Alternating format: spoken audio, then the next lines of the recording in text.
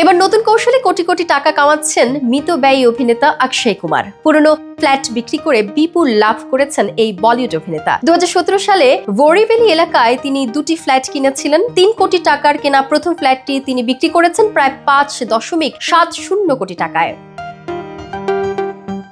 দ্বিতীয়টি কিনেছিলেন 67 লাখ টাকায়, সেটিও 2025 সালে 1.35 কোটি টাকায় বিক্রি করেছেন। দুটি ফ্ল্যাট বিক্রি করে প্রায় 91% লাভ করেছেন অভিনেতা, যেটি টাকার অঙ্কে দাঁড়ায় প্রায় 7.10 কোটি। এছাড়া সম্প্রতি পারেল এলাকায় 8 কোটি টাকায় একটি পুরনো সম্পত্তি বিক্রি করেছেন অক্ষয়। বলিউডের খিলাড়ি খ্যাত অক্ষয় কুমার শুধু সিনেমার নয়, অর্থের খেলাতেও সমান দক্ষ।